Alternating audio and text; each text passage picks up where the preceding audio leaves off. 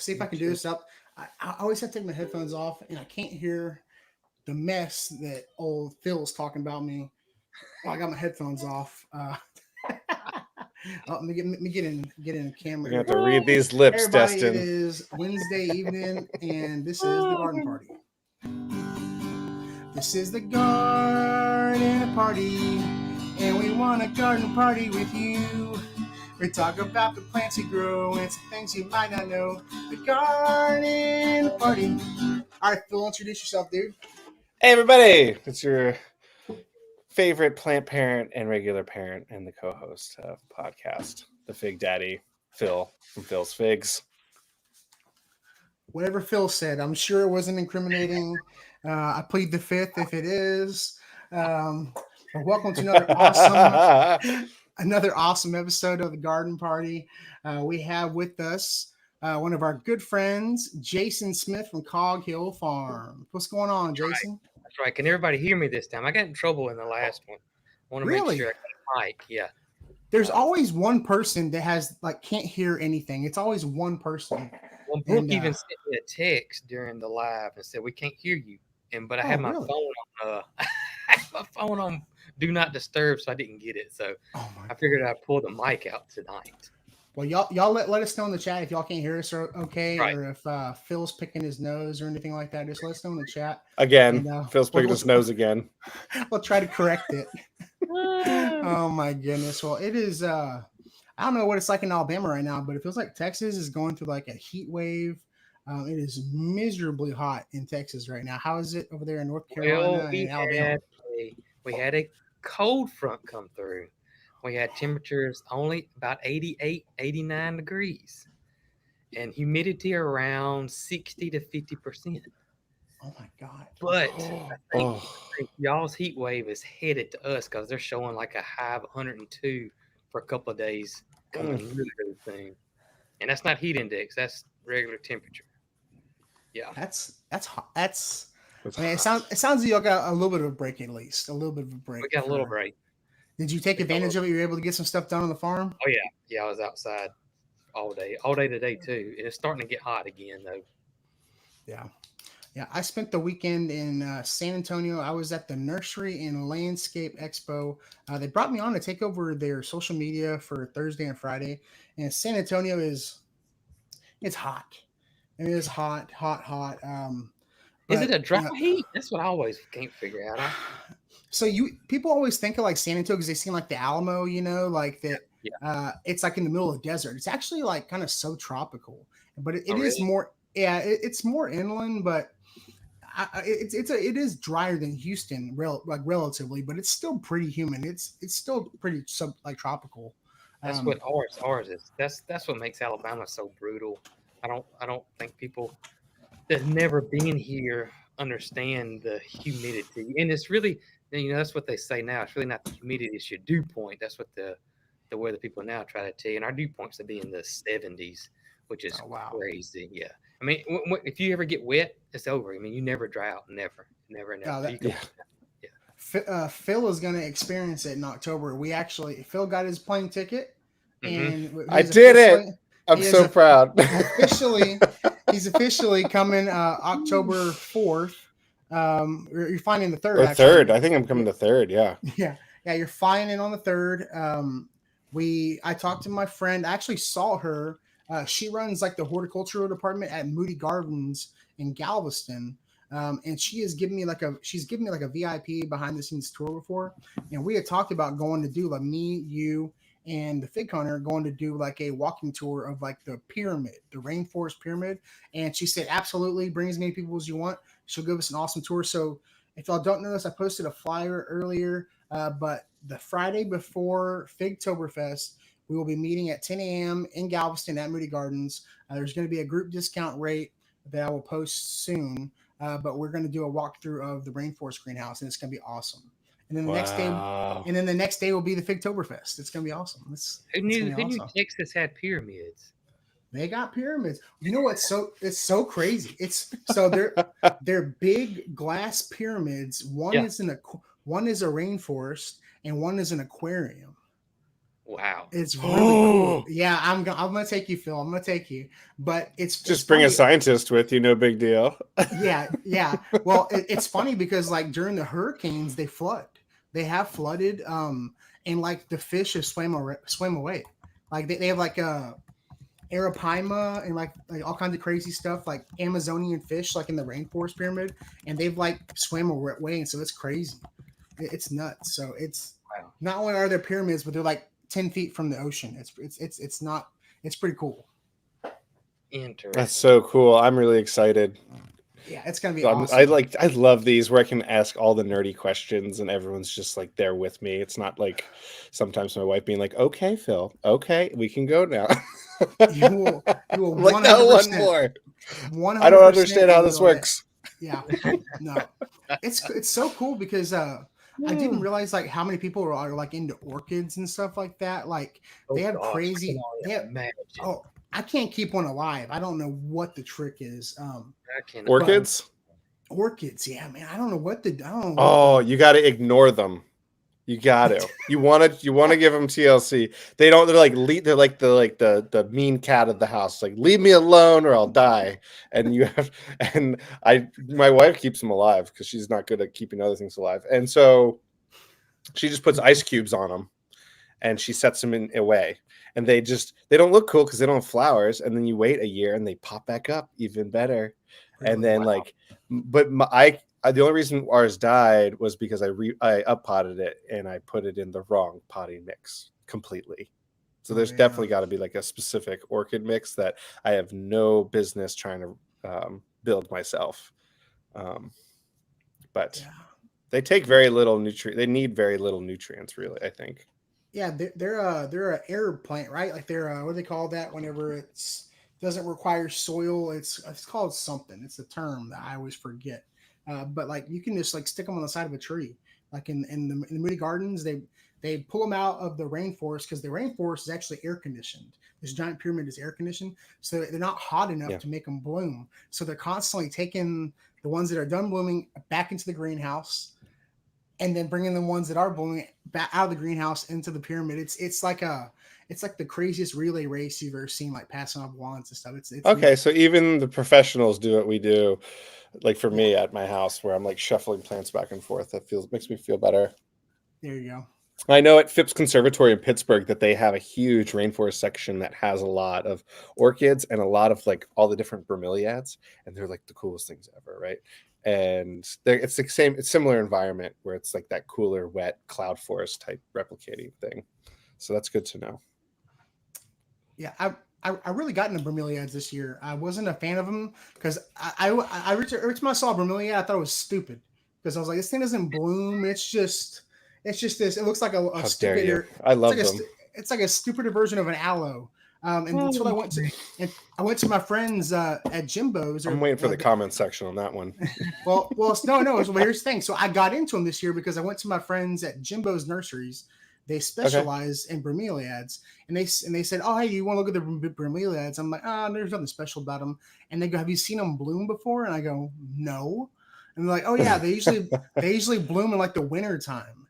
And like Yeah. around Christmas time, and they took me in the greenhouse, and they had like the most psychedelic looking colors on them, and I was like, Mm-hmm. "Ooh, I need bromeliads." So now I got like 10 of them, and they're in hanging baskets under my shade cloth, and like they're awesome. I love bromeliads now. They're easy to take care of, and they produce pups like nonstop. You can just split them off, and they're really easy to take care Yeah. of.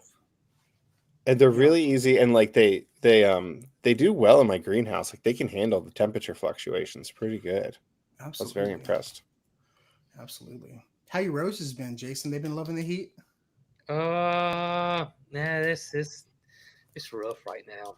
It's Yeah. really rough. But we went almost about 3 months with no rain, and then we had Oh my three gosh. 3 weeks straight, almost every day with rain in July, and then it's the switch just turned back off. So after about the middle of July, we ain't had any rain again. So it's been a rough year for us this year, gardening wise. It really has. Yeah, It's just mm, that inconsistency of moisture will do it. oh gosh, Do you have irrigation on them, or is it? the roses really don't need irrigation. the really the only thing I got irrigation on is the fruit orchard and then my vegetable gardens. But vegetable gardens here, come into July, August, it's done. You're Yeah, it's done fine. unless you They're planted a smoked. second Yeah. crop.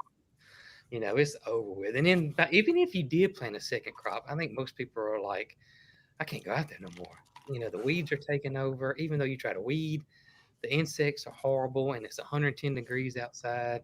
So Yeah, yeah, it's it tough. was a I say this all the time. I would much rather garden in the fall and winter time here than in the summertime. yeah. And believe it or Oh not, yeah. we can actually, and I guess y'all probably the same way. We can actually grow more stuff.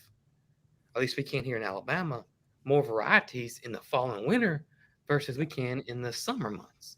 Oh, 100%. Yes. 100% sure. And that was a tough realization when I Mm-hmm. moved down here to Wilmington versus Pennsylvania. Um, where like I was just growing everything. Like I love following Resh and she has beautiful garden beds, but she's growing all the stuff that like would bolt immediately or just get scorched immediately if we planted them here at the same time of year. And but I'm Shout looking out, forward to the shout fall. out to Ray. Shout out to Resh. She's That's a awesome. great book. I was using it Yes. this spring and it helped me get my ducks in a row for sure. Well, I mean, with her being in Jersey, it can kind of apply to you a little bit. It's like a that's y'all are kind of close, kind of somewhat close, right? We're Texas close, I guess. Yeah. She's probably still about a 9-hour drive from me. Oh, is it Because that far? I'm like, yeah, if you look at North Carolina, right? And it's about 5 or 6 hours of coastline at least. And then I'm down here at the tip. Up here is like the northern tip of Currituck County, Outer Banks, before you start hitting like Virginia Beach area. And then down here, I'm only an hour from Myrtle Beach, South Carolina. And I'm about a 6-hour drive from Florida, from Jacksonville, Florida. I just assume everywhere north of like Georgia is all clumped together and like pretty close together. That's it's like it's like all the 13 colonies. They're basically New England to me. That's DC. That's the megatropolis of DC to Boston. You can that counts. If you're in Boston, you can hit 4 states in 4 hours. Yeah, for sure. Well, I think like about the only thing that's doing well for me right now, peppers are still producing, and the Armenian cucumbers. If some people call them the Asian cucumbers, they love the heat, and I'm picking 3 to 4 every single week. I mean, they're decent size Armenian cucumbers, and they make really good pickles. And they produce when the other cucumbers start dying out. And I'm really not watering them that much. Wow. Like Jason says, I mean, if it's hard, you're gonna put more effort trying to grow something that you should be growing in the spring in the middle of summer, and you should probably just wait to do it in the spring or do it in the fall because you're just it's too much effort and the pest pressure. Now, so I have a secondary bed where like all my like Roma San Marzano tomatoes are, and I have some pepper plants, and I have some zucchinis, and it's all under this big water oak, and the water oak has given it a lot of shade all summer. And I had my big open beds are toast, right? They're dunzos, but this bed is thriving in the shade. And so when we had this we're in the same cold front, like cool front. We got to 85 today, and it's getting down to like 69, 70 degrees tonight for the past 3 days. And I'm like, oh, I can do this. Like, it's fall here, and I know it's a false fall, right? And but all the plants are doing great there, and I'm barely watering them, and I'm ignoring them. Oh my gosh, what's David? Hey, David Corey. The comment Shout section out to you. Just gets better and better every single week. When David's on, he hits that caps lock button and he leaves it on the whole podcast. But yeah, planting under a tree has been really great. I thought it was going to stink. Unfortunately, I would have thought your tomatoes would have struggled under a tree. But I do get some direct light in the afternoon, so you're probably looking at like 3 to 4 hours of direct sun. Really? And some of them are reaching, but they're like 4 or 5 feet tall since I planted them in June. Wow. So, and you're probably gonna be digging water oak seed starts coming out of there soon. I already do constantly, and these squirrels are planting my whole yard, and I was like, these gosh darn squirrels, like I'm telling you. And have you thought about and I was thinking about you today because I was picking figs and eating figs right off the tree today Oh, because it's the best. I'm not getting enough to make preserves yet. I'll go out there, I may get 10, and I was like, I wonder if Phil should just feed the squirrels. Get you a big corn feeder That's and what Des feed 'em. said too. And I wonder if they got so full off the corn that they may leave your other stuff alone. I No. might do that. No, it's either that or like have a heart trap and drop them off out in the Holly Shelter Nature Preserve Hey, up this way. ain't nobody wants your squirrels, okay? Ain't nobody wants It's a your nature preserve. big fat fig eating squirrels. Oh my god. Yeah, No, if you got them big and fat enough, they'd get lazy. no. I'm, What happens is they start reproducing, and then you get more. oh, is that what it Yeah, is? So the yeah. corn won't Oh burn. yeah. But I no, don't know. I've been procrastinating pulling them out because I think it looks terrible. But I have the big bird nets, and then I tie them to the bottom. And today I did it on my Italian 258 fig. I'm about to post about this fig is like phenomenal. And the original name was lost because the categorical name from an Italian collector had it as Italian 258, and I was like, "There's no way in heck," because he pulled one of my long to oot figs, and they're like this big. It's like a pear, and they sniped that, and I was like, "That's it. I gotta pull out the big guns and get the nets, and they will leave those. They'll try, but they'll leave them alone." And that's one of two problems. And the other one is my nursery had really bad fig rust, and so I'm trying to deal with that because I didn't realize how bad it was going to be. Do you So How do worry you about do? it? I mean, yeah. I usually just let them drop and they come back. I worry about it because I want to sell the fig trees to others, and I want to have a sellable product. And the young trees that get it, I don't want to send them with fig rust all over it but it's inevitable in the southeast. Like if you go to Wrightsville Beach and you look at all the fig trees right now, they're all defoliated. Yeah. And we had like, however, 2 weeks of rain straight, and because I'm just like such a monoculture nursery, I'm feeling the pain a lot of the ways, and I just want to send people a good product. So I'm like isolating pockets. I'm ripping leaves off so that I see it. I'm removing all the leaves from the space so I don't keep recycling that issue. Because there are figs in Wilmington that don't have it, and they look great, and they're still producing figs. And so I You don't want to kind spray with of. anything. There's no spray. I'm using this. Copper You can fungicide? use copper fungicide. You can use Yeah. fungicides, but the thing is, it's a managerial tool. So if you already have the rust, you want to make sure you're hitting the stuff that doesn't have the rust. I got you. If you like next spring, I'm going to be applying pretty heavy April, May, June. As soon as we leaf out, I want to hit it hard because I don't want to deal with this anymore. Just because I want to have a nice inventory for everybody and not pull stuff out of my stock. Yeah. That's where I'm at. For me, even on my most of my baby plants are in 3 gallons or 1 gallons. They're all about 3 foot tall. Now they're huge. I got about 150 3 gallon pots with figs in them right now. And Jeez, yeah, oh, it's a ton. So that's a lot of figs. even under a shade cloth, yeah, that's a lot of figs. Well, and it's funny, even in the little pots, they already got figs on them from first year. It's crazy. That's because isn't that the best thing about a fig is that you can have figs year 2, year 1, year 3. Oh yeah. Like I assure people year 2 and year 3, but like I've Year had one cuttings that have grown. is awesome. I have a 6-foot cutting I propagated last winter. It's 9 months old. It's 6 feet tall.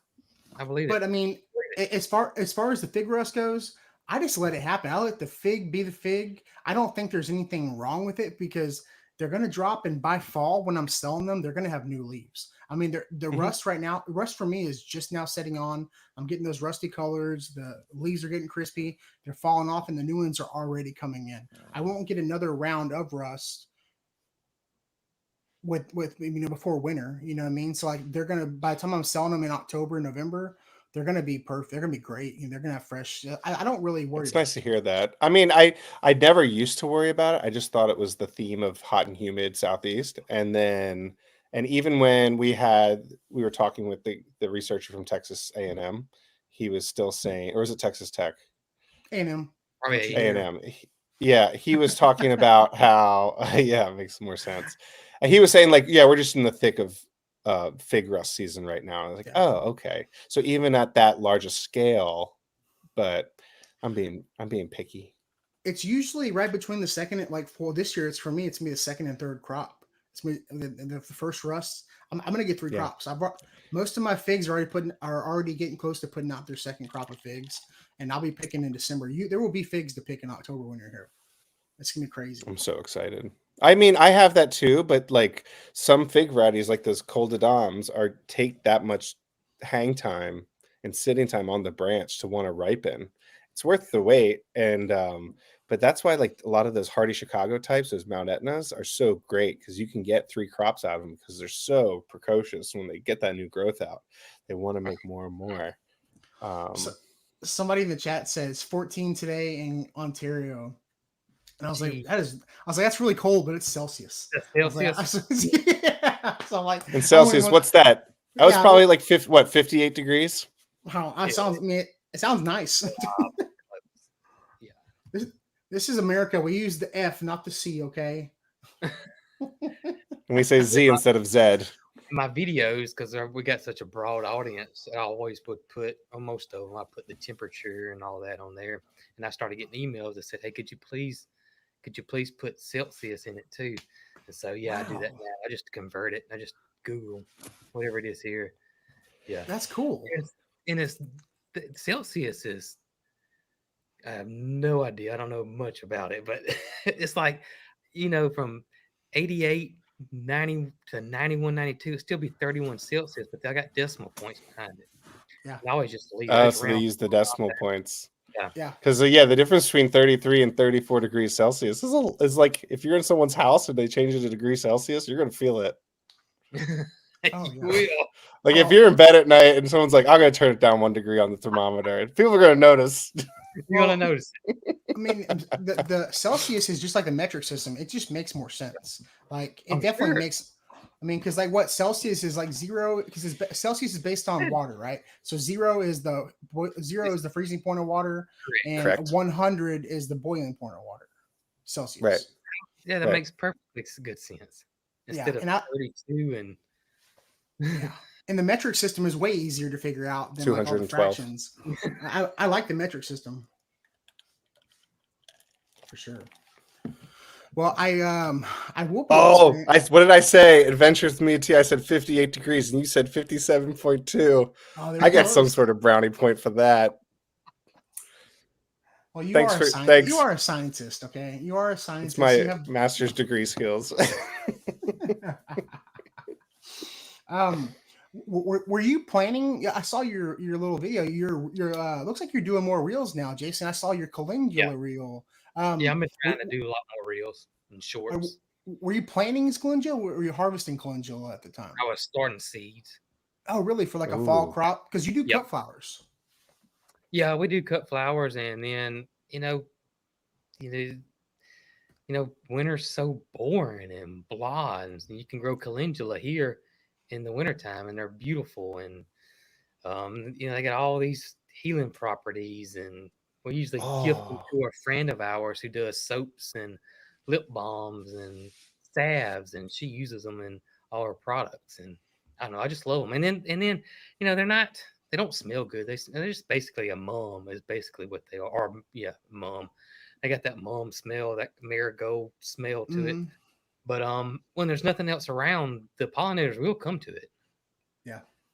And cool. and use. But this year I'm gonna try snapdragons. I've never grown snapdragons in the cooler months. I'm gonna try snaps, and I'm gonna try larkspur in the cool months this year too. Oh yeah. Experiment. What's Yeah, I- larkspur? It looks similar to a snap. Okay. They're pretty cool looking. They're pretty cool. Yeah. They're more colder climate. You can only really grow them like in late or in the winter or like early spring. We'll see them Yep. here in Houston. Every time I see someone checking out with one in like March, I'm like, you sucker! Like that's gonna last like three. Even marigolds. Marigolds for me, like they're mid-May. They're toast already. Like marigolds don't last very long for me at all. Pansies, strawberry. I Yeah. see people buying strawberries here because they'll put them out, and they'll plant them in the summertime. This is when we're planting strawberries. We plant strawberries in the fall Mm-hmm. here, and Yeah. then but people, it's just They don't know. People don't know. People don't know. The Well, biggest Jason, do you keep them as just annuals or your strawberries, or you keep them as Oh, perennials? I don't. I haven't planted strawberries. I will if I do plant them. I do gonna plant some in my raised beds in the back once I get them going, and I'm gonna do a perennial strawberry. I'm not gonna do an annual. I'm gonna do a perennial so they come back. That's Got my it. plan. Because I have a little strawberry box that's like up against my gardenia, and I'm letting that just kind of be my perennial strawberry box every year. Nice. Yeah, your That's commercial the growers goal. do annual strawberries. I don't know what the reasoning is, but I guess maybe it's the control thing. I'm guessing. I asked about it because my buddy Froberg does. They do a lot of strawberries, and I think it's just real estate because, like here in Houston, you plant them in the fall and they overwinter and they pop up in the spring, and then they're on to the next crop. You know, Next they thing, could that's what I they. figured. Well, and I don't think you could store them really easily because Yeah. it's so humid here. If you like put them in a storeroom, they probably just mold and rot. I bet that they probably wouldn't store very well here in Houston. I wouldn't think. So I don't know though. My friend, and she's been on the podcast too, Kimberly. She's the ag extension agent here in Brazoria County from my county. She's the one organizing the Fig Fest with us. She was doing some trials with some different varieties and stuff. So, and she does like a strawberry jamboree kind of thing in the spring. It's really cool. So she'd be a good one to ask about that. Yeah, strawberries are big business here too. I mean, we're in peach country where we're at. It's like, oh gosh, I forget how many, 1,200 peach farmers in our county. It's something crazy, and Wow. but strawberries too. There's so many strawberry farms here. There's a lot of strawberries around here in North Carolina too, and blueberries is a huge thing for us here. Blueberries are huge. Blueberries not big here. People got blueberries, but it's not really a big farming business here that I've seen. And do you know it's not big here that I think needs to be big here? Pineapples. We got like figs, man. They can be grown everywhere. Anyway, they can't. They really can't. Right. They really can't. We actually we're talking to our friends who make the figgy, the fig brew people. They're actually in Montgomery, right down the road from you. And I was trying to, I was trying to see if there was a way I could make it over there. I don't know if I'm out of time. I drove like 3 hours to San Antonio, and I was exhausted. And I was looking at it today because I was trying to plan if I need to take Thursday and Friday off. And I was looking, it's only 10 and a half hours from here to like Jemison, you know? And I was like, I could probably work like a half day and then drive. And I was like, oh, maybe I should take Thursday off. You know, maybe I should take Thursday off. Take the Thursday off. You'll be happy you did. No, I think I'm gonna probably end up taking the Thursday off and maybe the Monday afterwards because it's that drive home on Sunday is gonna be rough too. So yeah, it will be rough. I'm looking forward to though. I'm looking forward to. I'm really excited. Going to this expo that I went to. I forget because I'm not always like. I talk to like gardeners and stuff like that all the time, but I'm not like in the same room with other gardeners like all the time. And like, you know, I'm usually the weirdo in my friend group or my family. They're like everybody's showing off pictures of their kids, and I'm like, oh, look at my phone, showing off my garden. Well, I was sitting at a table where like 10 people were doing it. Like we were all doing it, you know. So like I was like, oh, this is the kind of place I like. Like this is.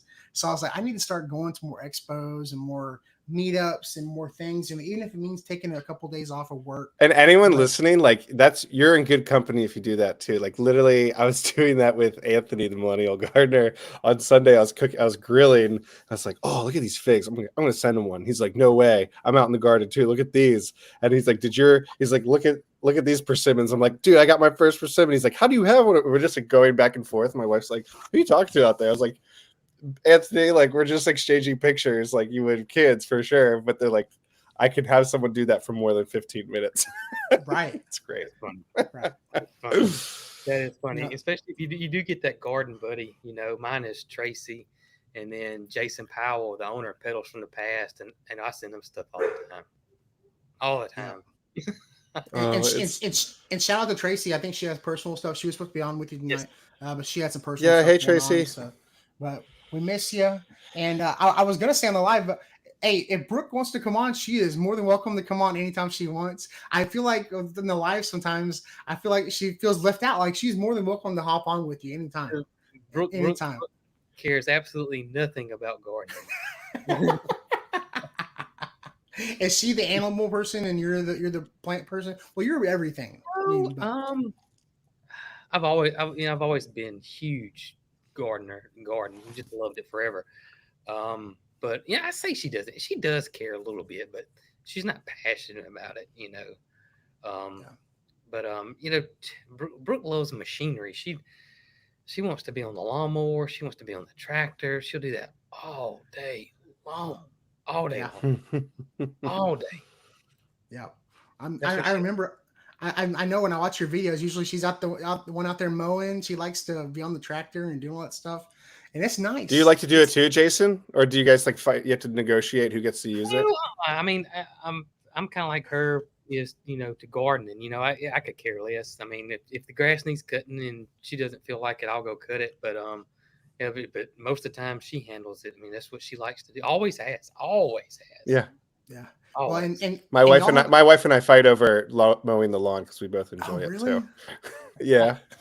Well, I was gonna say, Jason, y'all have enough room and enough toys where y'all could both be mowing at the same time, and it wouldn't even matter. It wouldn't even matter at all. You're just out there parallel play. That's amazing. We have done that before too. We have done that.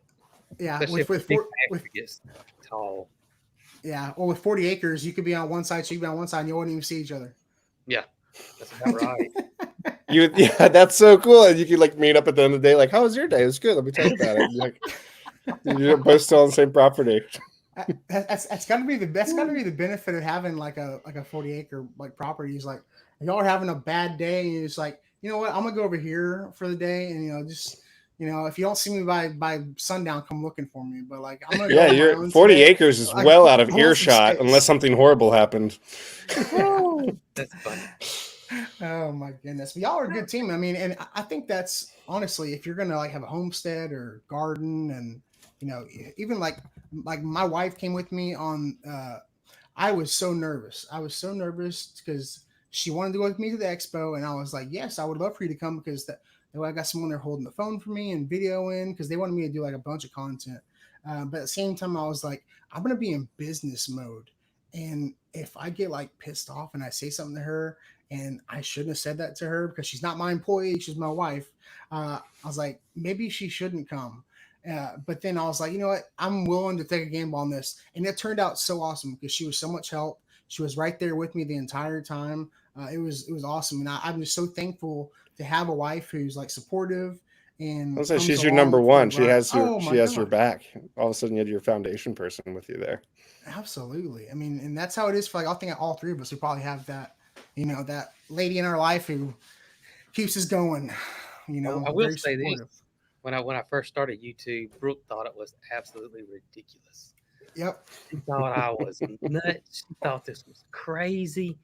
It would, because y'all know, especially when you first started and you first get going, your videos, you don't know what you're doing, and your videos take forever. And it already takes 5 times longer. A project takes 5 times longer when you're videoing it because you're changing the camera around, whatever. And she hated it. Probably for a good. I mean, I know the first year she didn't get it whatsoever. And then you just kind of the second year, and by year 3, she was all in. But it took her a little bit. I mean, she thought it was nuts. Absolutely. As a newer creator, I really appreciate hearing that timeline. Because in that first year, everyone listening, like there are times I still garden without the camera because I just need that space. That space is like therapy. It's church for me, right? It's therapeutic, and just like having my fingers in the dirt, keeps me very present. But like I had like the blind vision of just like, we're doing this and we're being consistent. When I had my 100, 200, 300 followers, like it wasn't about that. It was kind of, you start reaching out into this community, you realize it's just a big community. And so it's just your way of being able to connect people you're also interested in the same things with. And you almost become like a Go for it. Sorry. Oh, I would say, do you have a moment like whenever you like whenever it kind of clicked? Because I knew I knew it would take off. I just didn't know. Well, sorry, I didn't know it was gonna take off the way it took off, but I just didn't know how long it was gonna take. I knew like if I kept at it, because I see like how you do it, how all these other guys do it, Jason. I was like, okay, it just takes time. Just keep putting out the content. It takes time. It's just, I always say it's like compound interest or the snowball. Each month it just gets a little bit bigger, a little bit bigger, a little bit bigger. And then, with me, it was, I was in 5 years. And then year 5 is when COVID hit.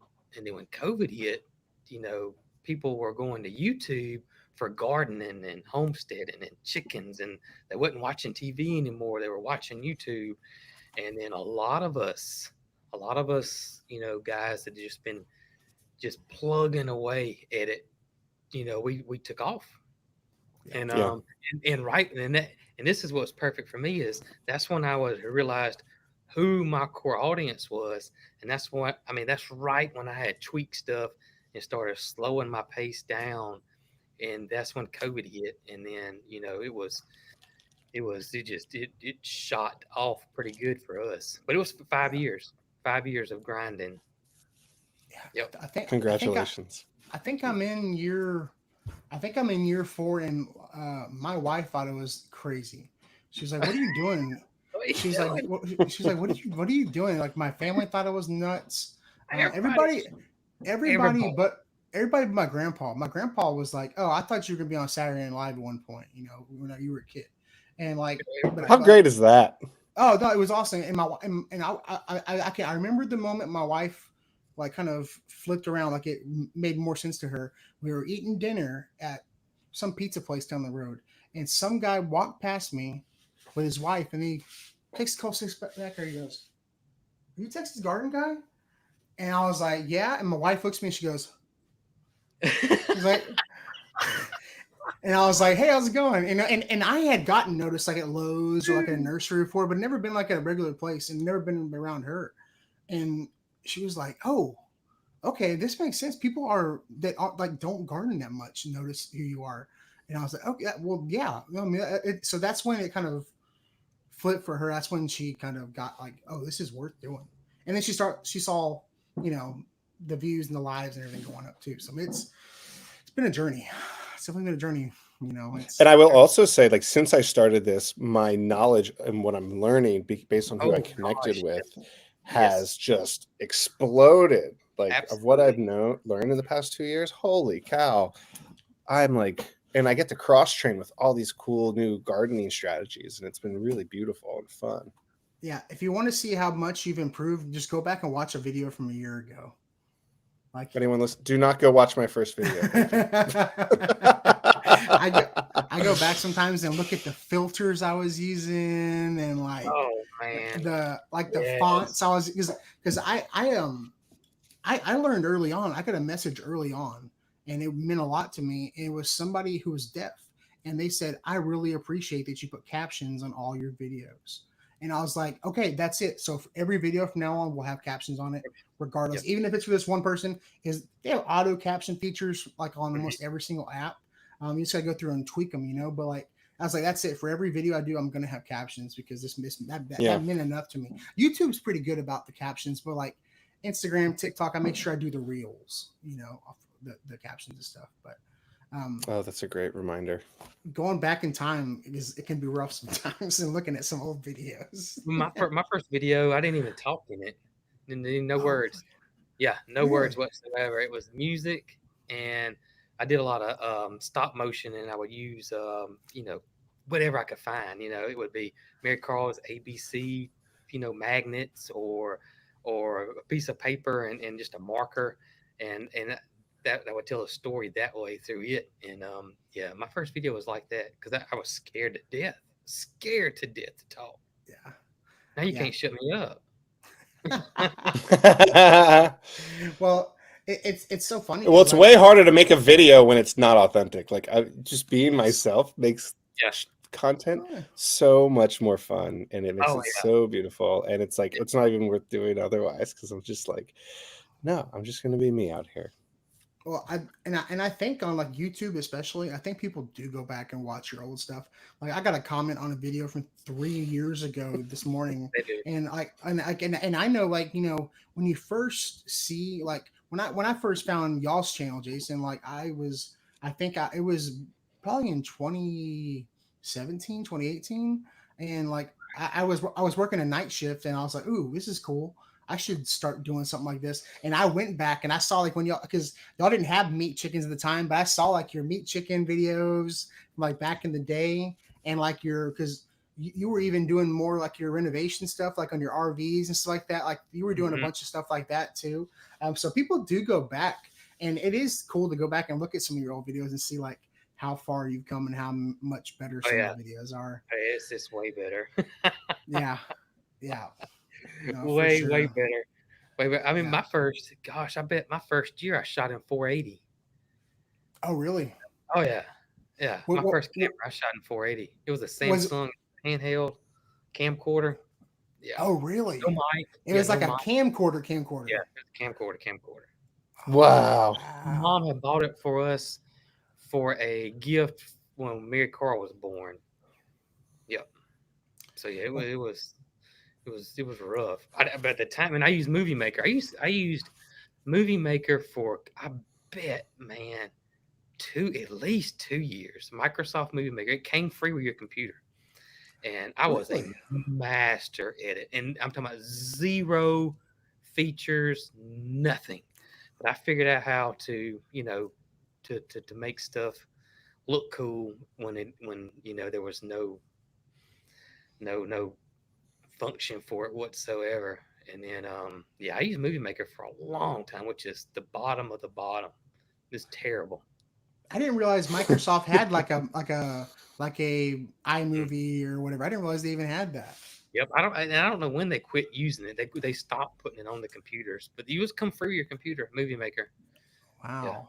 Because Wow. I was using iMovie for a while, and it's okay. iMovie's all right. I use CapCut now. I use the Pro version. It's pretty good, but I use there, CapCut. It's very the desktop version's great because yes, I can mess with if I shoot and my mic's not working now, I can go in there and enhance stuff. I can like sub dude. out I can sub out like the background noises and I can bring up my own voice and I'm like, wow, that was worth every $10 a month for that. That was killer.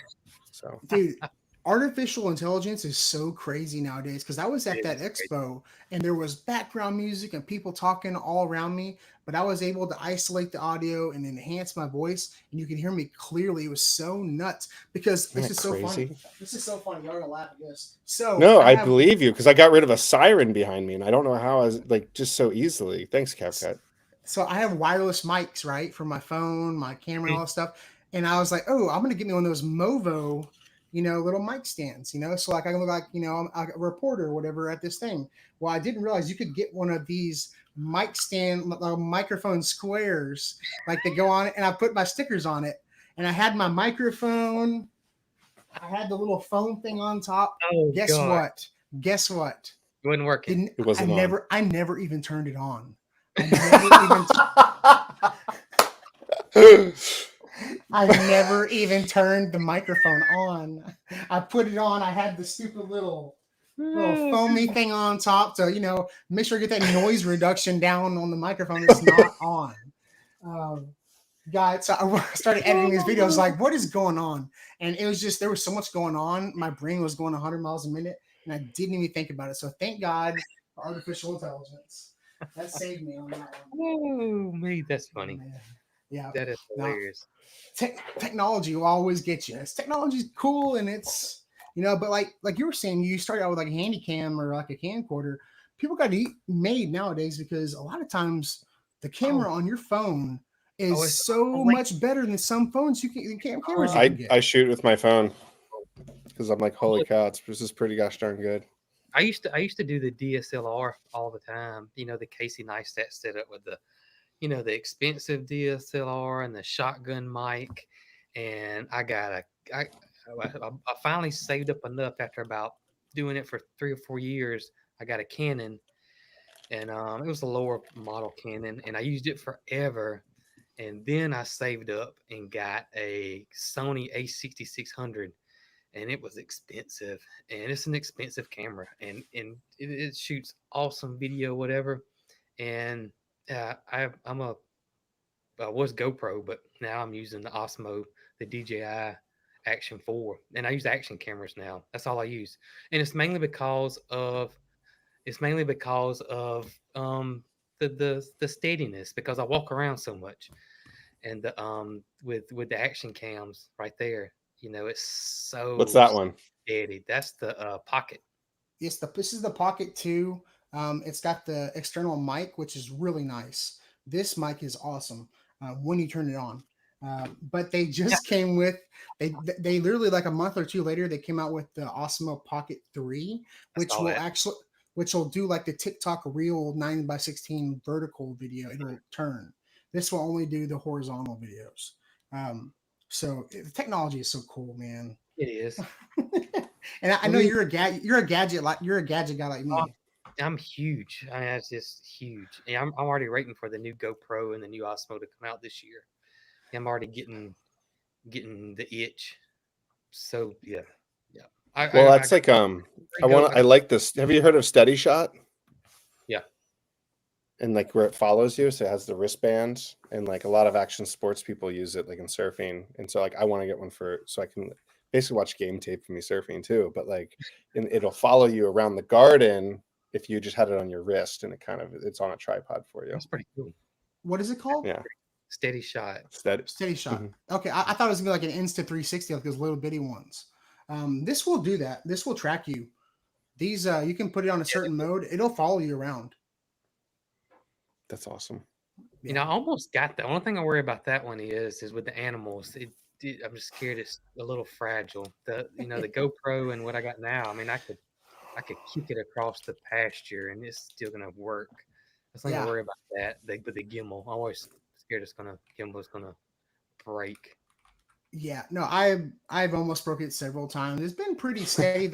The battery life's not great on it. That's my thing. That makes me think of that girl with the emu that also has the emu. What was her? And she's like, I'm trying to educate people, and her emu would just go and just hit the camera every time. That's Knuckle Bump Farm. Yes, Knuckle Bump. Yes. Yeah, shout out to her. Yep. Yes, that happens to me all the time. Really? Animals get after you. Yeah. And I used to. What's funny is I would edit it out, but now I'll leave it in there because everybody gets such a big kick out of you're sitting there and either the goat or the donk, who knows which whenever it is. The goats are so attracted to the camera, and it makes no sense to me. I can take that camera and that tripod out there, and it's like a magnet, but I can go out there with a ball or a toy or anything, and they could care less. But it must be electromagnetism. It could be something like that, right? Animals do have that. Like sharks have that. They can sense like electro impulses, like on a fish. They have the electromagnetic sensing. I don't know if goats have that, but well, I do electrical work, so like they always say like you always find ants like in electrical boxes, like out in the middle of the field. If you get a junction box or a breaker box somewhere, ants are getting in there. They say ants are attracted to like the waves. Yeah, so I mean it could be something like that. I don't know. I think they just like something that's new, and usually, and especially if it's got a dead cat on it. It looks like a bunny tail, the dead cat. They love that. Yep, they're just curious animals. Yes, except when I want them to be. Yes. Well, technology can do its thing, but plants still need to grow for us to eat, right? Absolutely. Right. Are y'all getting ready for your fall gardens yet? Are y'all planning stuff out? Like, what are you thinking, Jason? I actually got my fall garden bed semi prepped. I run a spring tooth harrow through there, which is a kind of helps with compaction, and it's like a plow. It's kind of like a cultivator, like a heavy duty cultivator that's got teeth on it that are spring loaded, and it goes down about anywhere from a foot to 16 inches, and it just rips through there. My compaction here is terrible at this place.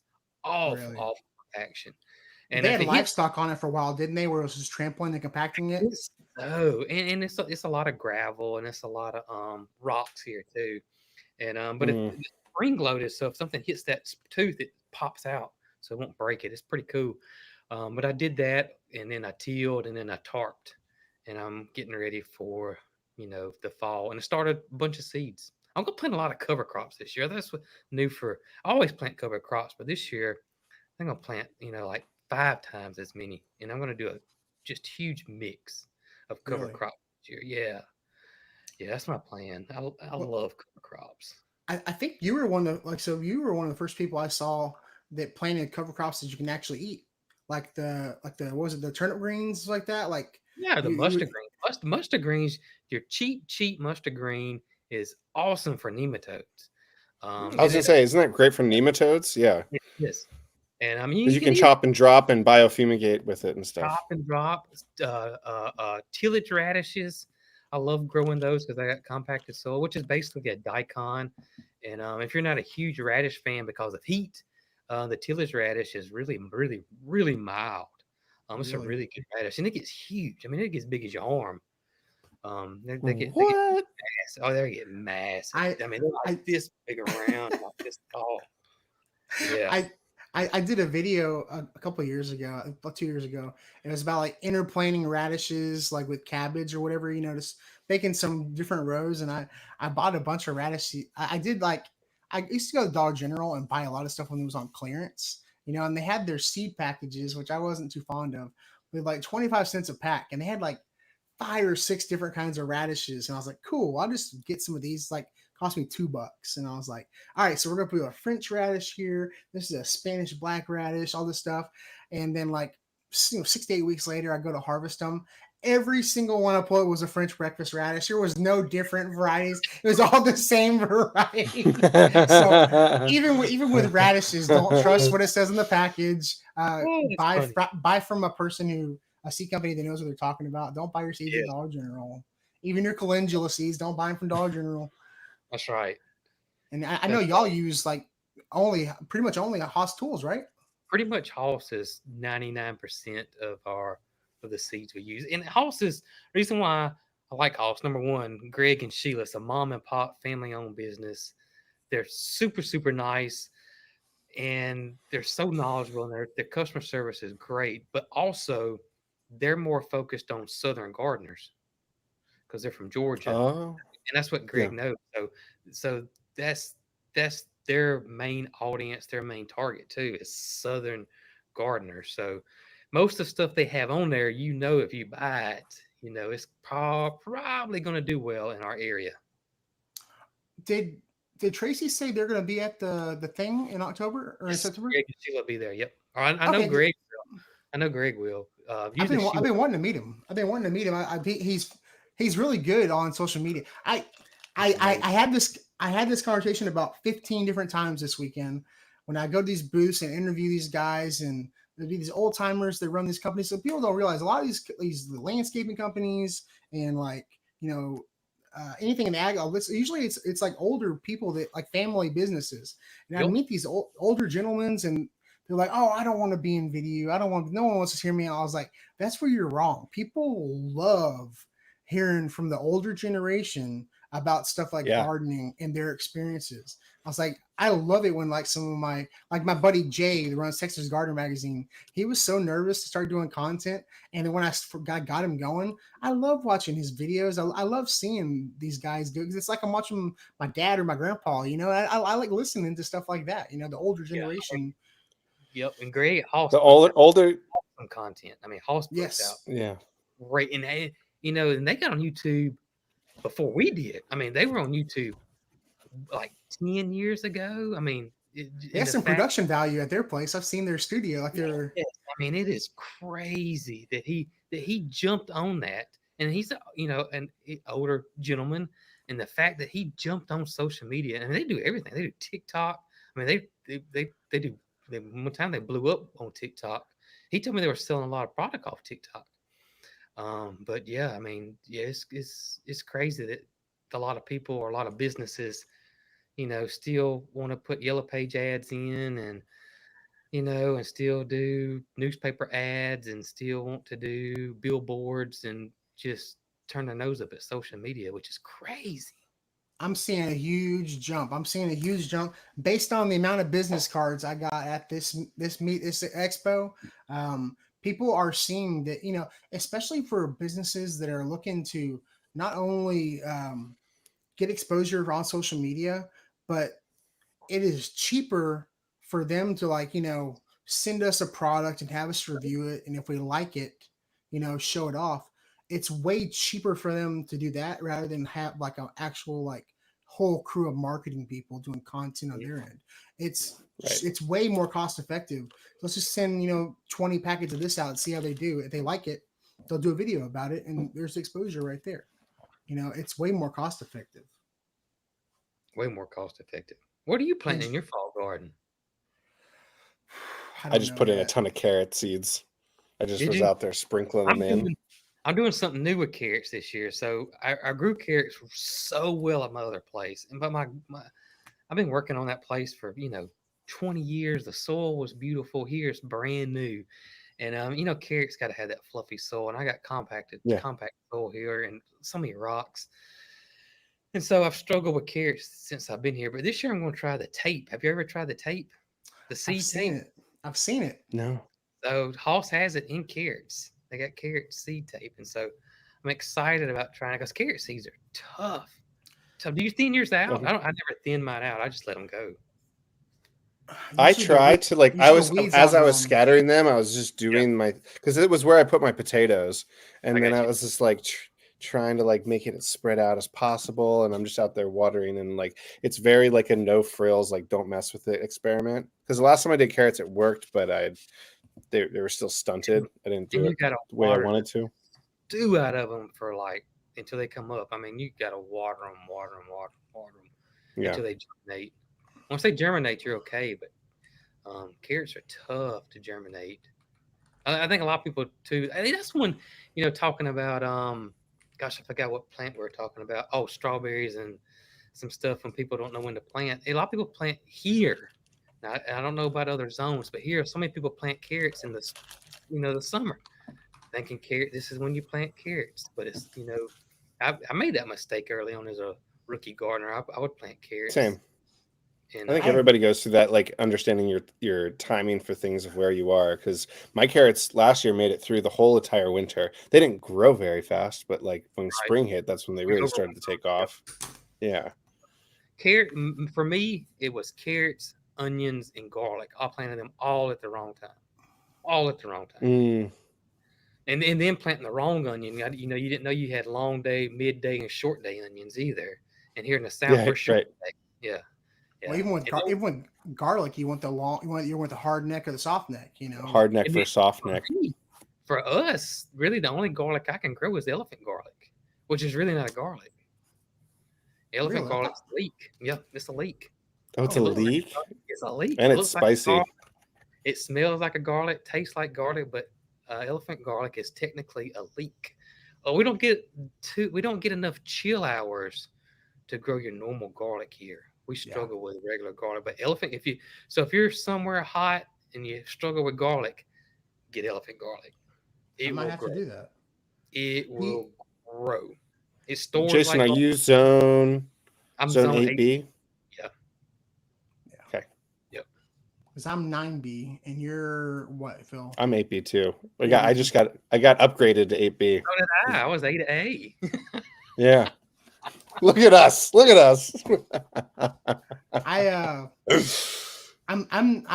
not much of a root man. I'm more of a fruit man. You're either a root man or a fruit man, and I'm more of a fruit man. I've never had any luck. There's two things I've always wanted to grow, and I've never had luck growing them. It's carrots and celery. I've never had good luck growing. I almost pulled the trigger and bought celery this year, but I'm like, why am I buying celery when nobody in my family eats celery? I love celery.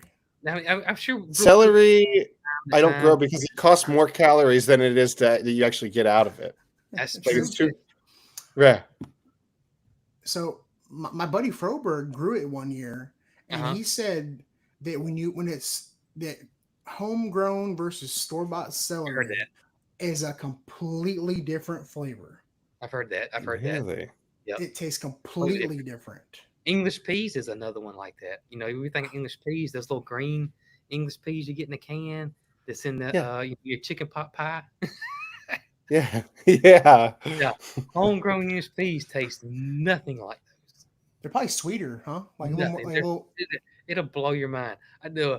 I tell you, one of the first things I ate one time that blew my mind was uh, asparagus. I Yeah. grew asparagus, and goodness gracious, fresh asparagus from the garden is life changing. Oh, it's My so good.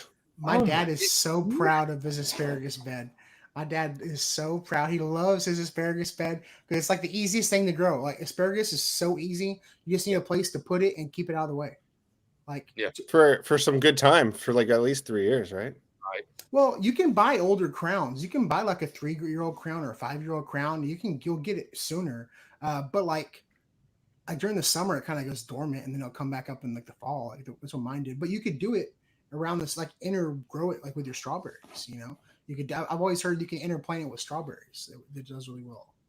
They have like a perennial I will bed. have an asparagus bed in the back once I get the back garden done. Definitely have that because it's unbelievable, unbelievable. Really. Besides figs, what is your favorite thing to grow, Phil? Like, is it basil for all the pesto? Basil's great. I like it might, and I love cutting it back and having it bush right back up. But I'm a huge spinach and kale person, like lots of kales and greens. So this is your Because I time of usually dice. fixing to be your Yeah, time. my kale is like, and sometimes I'll top it in the summer, and I'll top it like and just have like chunk there, and it sprouts up off the sides later on, and it's almost like a trap species when it's getting too hot. But my kale bed over here, I have like the dwarf blue. I love lacinato kale or lacinato kale, and like and what's the other one? The purple Russian kale. And so like we just grow. I always grew up having those and being able to just rip leaves off all winter long, all fall long, and just dice it up and put it in my dishes. I Yeah. remember one time as a rookie gardener, I bought the red Russian kale, and you know, when you're starting out, you know, you have so many losses and so many not many wins. And I remember just had a raised bed garden, and I remember just sprinkling it out there, and you can grow red Russian kale in concrete. Yeah. I From Yeah. mean, seed. it was crazy, crazy. So if you're a rookie out there and want to boost your confidence level, grow red Russian kale because it will go crazy. Yeah. No, I can only grow it like over winter. Like That's all I can kale, grow. yeah, kale, cabbage, broccoli, cauliflower. I can literally only grow those over winter because That's what I do. it goes to seed too Oh, quick for me. it'll bolt fast. I Yeah, don't have same with. enough Yeah. patience for broccoli, unless it's like broccoli rab or I do well rapini, with broccoli. But This is what's crazy with me. I can grow broccoli, and this is the same in my old farm. I grew broccoli well there. I grew broccoli well here, but cauliflower I'm terrible at. Same here. Terrible. And Yep. you would think it would be the same thing. I mean, but I cannot grow a successful cauliflower crop. But broccoli all Oh, day long. hey, everybody in the chat, comment one vegetable that you always try to grow, but you never get it. Like, cause I same way with me with cauliflower. I buy it and Yeah, I never get it to grow. I'm trying I it again this year. well, so like a lot of the brassicas, like Brussels sprouts. I'll eat Brussels sprouts 3 times a week. I love Brussels sprouts. They're just not You don't get worth it to cold me. enough. Yeah. It's Especially when not you worth. cold. Yeah. Yeah, yeah, yeah. takes up a lot of space. It's not worth it to me because unless you're growing a ton of broccoli or a ton of Brussels sprouts, it's like it's not worth it. It's like it cost effective. It's good enough for me. Now cabbage, That's I'll my grow. biggest hang up with based on my limited space with the broccoli. Like I wish I had that, but like I think cabbage. There you go. That's a kale is a mutated cabbage, isn't it? I think they're all in this. Like every brassica is like originally from the same plant. I think Yeah. all that stuff, mustards. I think it's all like from the same. I could be wrong, but yeah, no, I don't know. I uh I can grow a lot of cabbage, but I it takes Brussels sprouts take too long, and I love You them. know, cabbage is one of those things that you want to grow it, and I like growing it, but you're in a grocery store and there it is for 88 cents, and you're like, goodness gracious, and it don't taste that much different. Yeah. For Yeah. sure. I You're like, oh my I goodness. Well, and that's something I grow that my wife likes. Like I grow cabbage every winter because my wife likes it. I'll grow kale because I like it. I like to eat kale like just right off the plant. Like I'm not like with my leafy greens. I'm not a fan of cooking them. I'd rather just have them like fresh. Just right off the plant. I'll snack on because people don't know this kale. If you have ever had kale and you didn't like it, it's because it was grown during the spring. Kale turns like Yeah. sweet in the wintertime. It tastes so good. Like when it's like you go out there and it's 50 degrees outside, 40 something degrees. Kale tastes delicious. Yeah. This is So, very true. but like, yeah, Same with collard greens. People have bad stories about collard greens, which we love. That's our favorite thing is collard greens. And That's like here in North Carolina. It's everywhere. Collard greens is you could collard just find it on any corner from someone's truck. love collard greens. what is your best way to cook it? Like, how do y'all cook it, Jason? We just cook it in stock, either vegetable stock or whatever stock we got, and that's it. That's it. We don't put any, a lot of people like to put fat back in there or whatever, just some type of something to season it. We don't. We just cook it straight in the stock, and that's it. Wow. Yeah, it is delicious. I love it. I could eat it every day, and cornbread with cornbread. Oh, I love cornbread. I love cornbread. I I've been dieting the last I say dieting. I've been for like the last month or so. I gave up all. I kind of cut out sugar like altogether, and I used to drink like, oh well, it's not so bad. I'm not drinking regular Coke, so I'm only drinking like Coke Zeros and Diet Cokes. Like that stuff's not good for you either. And so I cut that pretty much all out and just stuck to like tea with some lemon. And I'm surprised. Like I'm down like 15 pounds. Wow. Just on Congrats, stuff man. like that. Oh, And I'm craving more stuff like more greens. And I think like we probably have an addiction to sugar and like I like sugar alternatives That's and 100%. stuff. 100%. yeah, Once you kind of like I think it's like an addiction, like a drug thing. Like once you kind of break it, you don't crave it as much. You yeah. definitely don't, and you start to like want better. The best thing my doctor described. She goes, eat more stuff that she was saying. Eat more stuff that goes bad. Eat more stuff that goes bad. Stuff that doesn't go Yeah. bad is not good for you. Eat more Exactly. stuff that goes bad, and that's the easiest way I've ever heard it explained. That makes sense. It's not ultra processed. Yeah. So No, I need it's I need to just give me some like it's greens. the perimeter of the grocery store. If you go into the grocery store, it's the perimeter. Everything in between has all the preservatives. But yeah, um, I never good for I you, never Dustin. knew that. The perimeter of the Yeah, grocery. I have to remember that. Oh yeah, the that perimeter of the that grocery store. You walk in, it's your produce, it's your meats, it's your He's right. everything, and He's exactly right. and you go, and then you get back to like maybe the frozen section at the end, but like. And so my wife did nutrition for a little bit, and then she was like, "Yeah, do the perimeter. If you anything in between is all your processed foods." Well, that definitely makes sense because the beer aisle is always in the middle right there. I know that one I always stop by. That's what always gets me in trouble. That and the frozen pizza. I see with me, it's not as bad sugars. It's always the pizza and stuff like that. Like I like pasta and I like pizza. I'm a Ninja Turtle. I could eat pizza every day. And Justin, I know this probably gets you because we follow a lot of the same people on social media. But when Dave Portnoy does his one fight, Yeah. David pizza so bad, Oh my goodness god. gracious! And I love it. I love Oh, Hey, pizza I so mean, much. it's oh my! it matters more like how the pizza's made, right? Like if Well, you have a he nice sourdough crust pizza that has like just fresh ingredients on it, like that yep, is a way different creation than an ultra oily processed dough thing that you're getting, right? So like that's my take on it. Well, and it's moderation, right? yeah, Like moderation. I'm going to Alabama. I'm sure, and I'm going to Alabama in September. I'm sure I'm going to be having some good cooking, some good food while I'm over there. So I mean, I'm sure it will not all be good for me. So that when I come back, I just get back on the diet. That's right. Have you It's And embrace like I was feeding my kids, like we picked up, they had a good deal on mangoes at the store. And this is why I love feeding my kids food in the garden, like when they eat a fig. Because like you just bite into it and you're like, it hits you and you know it's good for you. And you're like, how could something so good be so like be good for you at the same time like that? And that's such an amazing win that like as a parent gardening with your kids that like Mhm. they understand that. And also like Destin, if you remove yourself from all those processed sugars and then it's like kind of like you go back and you taste it and you go, holy cow, that's sweet. Like Yeah. your taste buds, your palate dude. adapts to the I had a dearth of Sprite the other exposure. day, and I was like, "Goodness gracious, this thing's just tastes like sugar It's water." Sprite. Yeah. Yeah. Yes. Yes. We went out to eat in San Antonio, and I wasn't exactly sticking to my diet that weekend, but like, my wife had a pina colada, and it was just like this. Oh my god! She told me to taste it, and I was like, oh my god, that's too sweet for me. Like now, that was never a thing for me. It was like that's too sweet.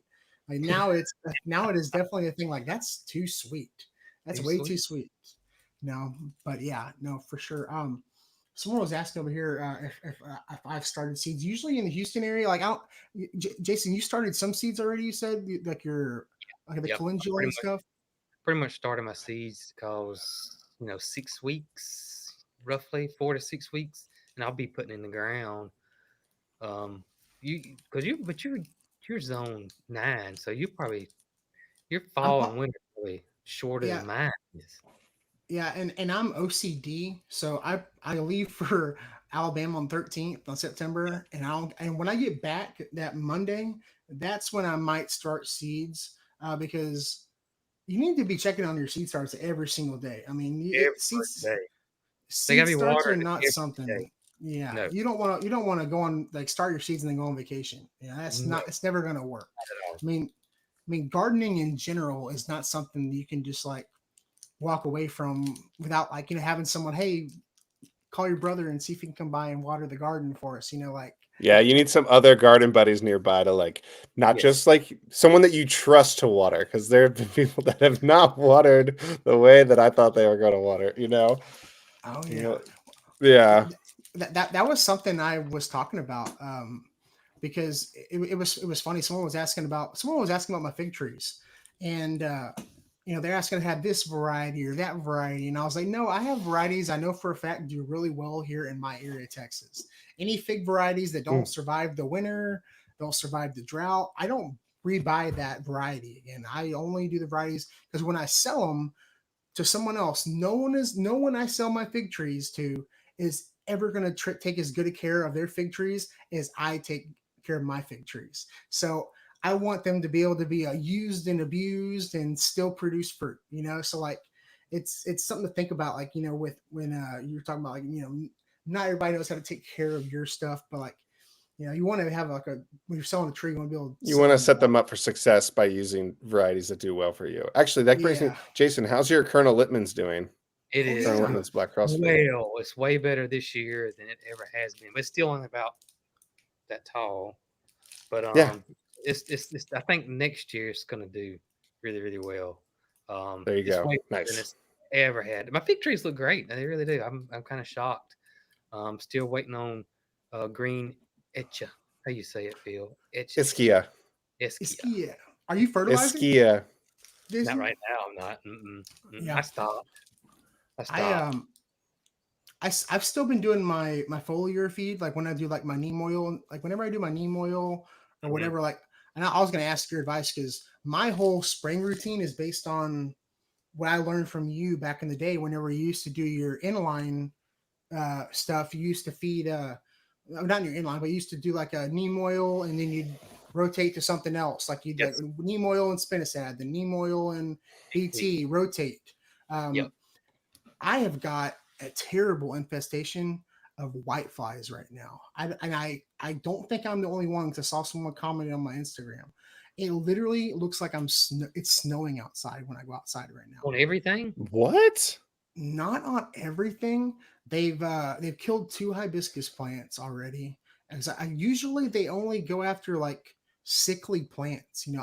If I've ever had them before, it's because like a plant like like this time, if I still have tomatoes, they'll go after my tomatoes because the tomatoes are dying back, and so I'll Mhm. just let them kind of do their thing. But they went after my hibiscus pretty rough. And they went after like another hibiscus, and it's kind of looking rough. And then a couple of lantanas, but like I'm seeing them everywhere. And I've tried a couple different things. I was told that neem oil would work, Yeah. and it's not really working. I've tried You try systemic. spinosad? I have not tried spinosad. I I've would tried. try it. Yeah, Spinosad's always my go-to. yeah. I looked it up, and it said that spinosad. So I was looking like what the best option was because it was saying neem. It was saying neem oil. It was saying systemic. It was saying insecticidal soap, Uh-huh. and then it also said pyrethrin. And so I Yeah. tried all those, and it's just been really bad. It's been really, really bad. And so I'm about to might have to use something a little more heavy duty that I I don't think want to use, but I might look have on to. Hostas. Look on Hostas. I swear Greg just did something about white flies. I didn't watch it all the way through, but look on his social media. Yeah, In the past week, either this week or last week, he talked about white flies, and I can't remember what he used to get rid of them. I would try spinach if you got it. If you got spinosad on I hand, do. I do. Yeah. I would try spinosad. Usually, spinosad is the best for me organic pest control. But once you get an infestation, though, man, if you got a Yeah. bunch, organic pest control usually doesn't work anymore. It's too late. Right. And Yeah. and I'm not, I'm definitely not someone who claims that I'm all organic. I'm definitely not an all organic garden. I would never claim that. So I mean, I'm not afraid to use, things I need to use, and I'm usually pretty open about it. Right. It's really, if you're going to use something like, uh, this is just for instance, I've actually did some research and they said don't use Seven Dust for this because Uh-huh. it could actually make it worse. But I mean, I've used like when I had a cucumber beetle infestation, could not like I literally would walk out there and I could kill cucumber beetles one a minute for like an hour straight and I wouldn't kill them all. I had to use Seven Dust, and you harvest everything you can, you apply the Seven Dust, and you wait like Yep. 3 to 5 days, and then you're good. Yep. And then you're, yeah, I always think yeah, about my granddaddy who lived to be 102. He was a huge gardener and he seven dusted all yeah. everything. And you're At only supposed to do it like 102, you're only supposed to do like 2 or 3 times a year, like he's, I mean, his garden was beautiful and he was a seven duster. I mean, he yeah, dusted. And and I never would, like granddaddy, how do you tell somebody that he's 102? I mean, it's bad for you. I mean, he's 102. Lived to 102. So I don't know. Great, That was kind of granddaddy. like my grandmother. That was like she was 94. She's like, I'm having a cigarette. I don't care. Yeah, right. I worked with a guy one time. I used to work at a funeral home. Brooks' dad was the vice president of the funeral home, and I worked at a funeral home for several years. And the president of the funeral home, gosh, he lived a long time, and he smoked unfiltered picayunes every day and drank scotch every day. really. Yes. And probably Oh my gosh. 96-ish, 97, 96, 97. Yeah. Yeah, They, Wow. he ended up getting cancer, of course, 'cause I guess we all live long enough. And he took one chemo treatment, said, "That's it. I'm not taking it no more. Y'all can forget oh it. I yeah. don't care what y'all say. I'm gonna smoke my cigarettes and drink my scotch." That's what he did. Anything after 90, I mean, it's like you're on borrowed time. Like me, that's old. That's so old. I mean, I guess Yep. now it's a new normal now. Like now everybody expects to live to be Three out 100 of my years old. three out of my four grandparents were in their 90s. That's And then my crazy. grandfather had Parkinson's, so he made it to 83. But everyone Wow. else in their 90s. You I got good still genes though, Phil. You got good genes, dude. I still Thanks. believe I say Granddad he was fixing to be 100, 102, I believe that's right. Anyways, he was over 100. But Yeah, if he made over 100. He was if centenarian.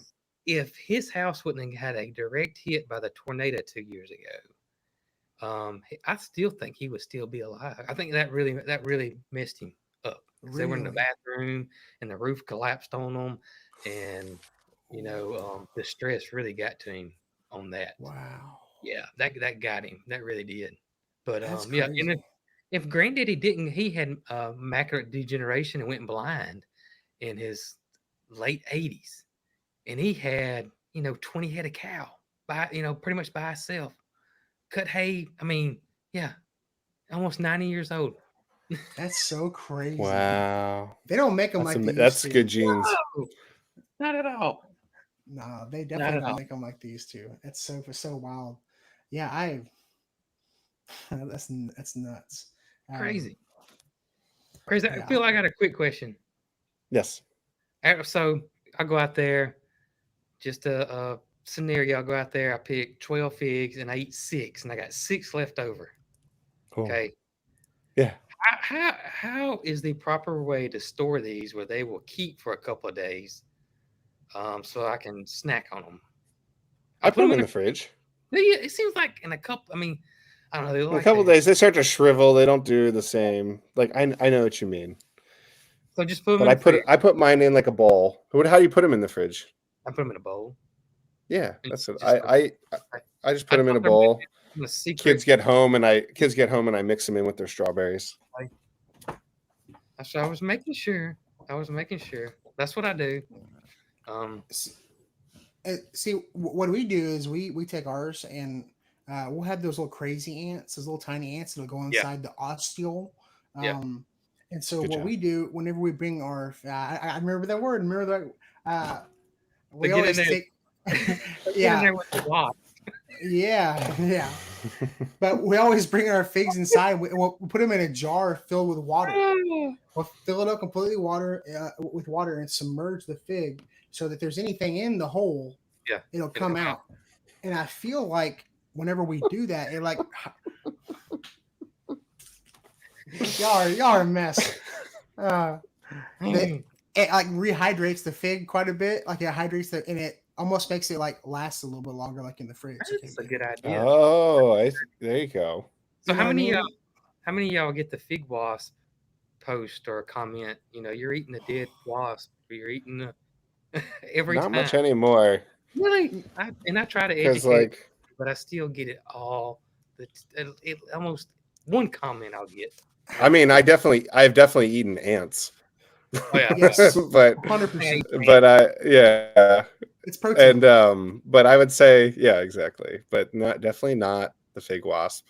No, we're not going to eat fig wasp here. Our figs, they're not going to. Only in California. Yep. And I read maybe Miami, that maybe there'd be some figs. Yeah, I don't see why they wouldn't be able to survive in southern Florida. And I thought I heard that. I think it's just a matter of keeping the colony going. So if people are starting to grow capra figs down there. It's so people don't be scared of you're not going to eat a fig wasp or a baby wasp or a dead wasp. Yeah. Well, and it's funny. If anything, you're more likely to eat bugs eating everything else. That's true. Like, yeah, people, even vegans, close your ears. But like, if you eat bread, if you eat anything, I mean, like those combines don't stop for anything. I mean, I had to have a big conversation actually with my friend. She was vegan and from Irish, and she loved Guinness. And if you're vegan, you can't have Guinness because they use isinglass. And isinglass is made from fish guts, and it helps pull solids out of suspension as a clarifier in the brew, like a natural way. Interesting. Yeah. Isinglass. A lot of other isinglass. Well, I used to brew a lot of beer and you can also use Irish moss, an Irish moss type of seaweed. It does the same thing as a plant, but yeah, it helps grab proteins out of suspension and it clarifies the beer. That is very How interesting. Who come up with that? I mean, how in the world? I mean, I know, right? I think of that a lot, and I'm like, who? Like, this beer is cloudy. Let's add these fish guts to it. I mean, it'll definitely work. Yeah. So somebody commented down below, said the FDA allows a certain percentage of bugs in canned vegetables. Yeah, it's parts per million. It's parts per million, and I think there's also one for parts per million of plastic in the food too as well. So I'm sure I think it is. We probably eat as much plastic as we do insects. You're probably right. Unfortunately. Yeah. Oh my goodness. Probably right. Yeah, I'm getting a bunch of comments that say that I use Bonide for the most part, and they have a Captain Jack's dead bug, and it's got the spinosad in it. So maybe I'll try that. for those white flies. I'm getting some good. I would The try problem, spinosad for sure. That's yeah, always my go-to. I always tell yeah, everybody that ask me, what should they use? Because not everybody wants to go buy 4 types of pesticide and rotate them in and out every week. I always say spinosad for sure. yeah. As No, your for one-stop sure. shop. It does Yeah. to me. It does best than the rest of them, or for me, it has in the past. Yeah, if for me, if I only use neem oil and like insecticidal soap, and even insecticidal soap, you don't need to use that. You can use like Blue Dawn soap, like Yeah, throw it in like in yeah, your sprayer. it's the same thing, really. It Yeah, really is. yeah. Or the I just Dr. Bronner's, like the castor oil soap or the that's fancy castile soap. oil soap. That's some Dr. Trader Bronner's. Joe's soap right there, That's right. man. To Yeah, me, no, Nemo. that's Whole Foods. That's Whole That's right. Foods right there. To me, Nemo works great for aphids and your fungus. It's a good fungicide. Powdery Y'all, mildew and stuff like that. Yeah, Yeah. yeah. I typically use it just about every time. There's another product that I use. It's called Pure Crop One, and it's a different. It's not neem. It's another kind of another blend of oil. I'll send you the link for it. It's pretty cool. But yeah, the definitely I've had good luck with the spinosad, and I don't use BT as much anymore because I've got a passion vine with a bunch of caterpillars, and I don't want to even get close to it. Don't you Yeah. dare touch those caterpillars. but usually BT's your I'll most tell Des. bee safe is BT. Yes. So, yeah, Yeah. spinosad Yeah. and pyrethrin are not, but BT is. So I try to use BT a lot here when I can. Oh, Elaine asked a good question, Jason. How are your kudzu bugs issues going? Oh Oh, yeah. I have not seen the first kudzu bug. Oh, good. Was it So just a Good. wave of them or what? Like did they gone? I think I got rid of what they were eating, so there's nothing there. So I made them leave. I don't know where they went. Plus, I mean, I sprayed them with Bug Buster 2, which is not organic, 3 days straight, Yeah. and then I torched them. I caught them on fire, and then I pulled everything up, and then I caught that on fire. I think I saw I Out think I of saw a flamethrower video, didn't I? Yes, that's right. I caught that on fire, and then I got it out, and Was it a then Tesla flamethrower? yeah, No, I would not. It says not a flamethrower on it. Yeah. And then I tilled all that up and I planted sun hemp, and my sun hemp's coming up. So I What haven't is sun seen hemp? sun hemp's Yeah. a great summer cover crop, man. Really? Yes. So you need sun hemp is probably one of the best cover crops for your soil. Hmm. Yeah. The only Sun downside hemp. to sun hemp is that you got to stay on it and cut it. If you don't have something to cut it with, like a bush hog, cut it young because it can get thick. Hmm. Yeah, and it'd be tough to cut. But sun hemp is amazing. It's probably one of the best for preparing soils. It's one of the best ones out there. A lot of your commercial Really? growers use sun hemp too. Do you need a special license for it Really? since it's hemp? Oh, not No. that I know of. Hobbs has it. Really? Yeah. Yep. I, And I it's spelled with 2 N's. I don't know why. That's weird. maybe for legal reasons. Maybe I don't so. know. I do all raised beds, and I'm sure there's people that do cover crops and raised beds. I used to do But cover crops in my raised beds. did you? Okay, because I'm usually always having to top it anyway, like after every so often, after every grow season. So like, I didn't ever thought to do it, But maybe If, it's if, something if that it's bare, if you don't have anything in it and it's completely bare, I would cover crop it. Especially, man, you could probably buy a 1 pound bag, and that would probably of something. Yeah. In the fall you could do clover, or Yeah. that's what I would do if I was. You could do clover and then chop. I it think right. clover sounds like a great idea because I know that is good for like it behaves like comfrey wood where it pulls the nitrogen up to the surface and when Yep. you chop it, it puts it right on top, right? And So pollinators love it. All your Really? bees. got Bees it. are Oh yeah, love it. that's right. Pollinators love clover. So I mean, maybe I'm not super familiar with cover crops. Like how does it work? So if I was doing it in a raised bed, I did Yeah. clover. Yep. It wasn't anything in there. Like, there wasn't anything besides clover growing in it. What Mhm. when I'm ready to plant, what do I do? What I do now is I would cut it, and I would probably till it in and then tarp and kill it all the way down, and then I would pull it up and then plant. That's what I would do. Okay, so How you long don't do you just need the tarp on it for? bury it. But I mean, it's going to die in the hot weather anyways, so it's really Okay. not going to matter. Right, Um, right. so I mean, it's really not going to matter Because because once it gets hot, it's going to go. I don't really till my stuff at all. I don't Yeah, till. I you don't. got I some don't. raised beds.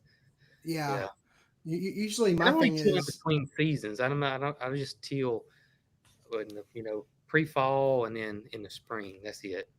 I got you. Yeah, because my wife wants me so bad. And I think y'all have done this out in your flower, your cut flower, where you put the weed tarp down and y'all Yeah, plant. She wants I me to do did. that in my raised beds, and I've got enough of that material where I could do that. You top the beds, and then you put the tarp over it, and then cut your holes out. I don't know. Have you done that with a raised bed before? I haven't done a raised bed. I there was pros and cons to it doing it in the regular. I mean, of course, the weed pressure was very very low, but once the season's over with, and trying to get that up, and you got all those flat. I mean, it was. Whew. And It's a then lot of of course it work. was hot, and the ground was hard, and the landscape staples didn't want to come out. I didn't like it. I did not like it at all. Yeah, So I quit doing it. yeah. To me, it was more trouble. Maybe in a small space like a raised bed, it might be beneficial. That Maybe could be, yeah, that could. But I don't have it. Do you have a big weed issue in your raised beds? um, I get a lot of sedge. Okay. Not too bad. Yeah, I get a lot of sedge that pops up. A bunch of that. I think it's called like, uh, not portulaca, but it's I know that what you're kind of. talking about. Yeah. Yeah, I get a lot of that stuff that comes up. So I thought about like I just got a bunch of soil and I was like maybe I'll top my beds off for the fall, prep them, and then maybe do a couple of them, try and see how I like it, and Yeah. just see if just as a trial, just to kind of maybe make it a little easier. You It know? could. It Yeah. could. I mean, I know a lot of the commercial flower farms, they all do it. I think. I Yeah. don't know if Florette does. I don't think she does it. Hmm. But a lot of them do. I don't think I have to go look at some of her stuff. I don't think Florette does that. I don't. I have to go look. Hmm. But most of your commercial flower farms do it.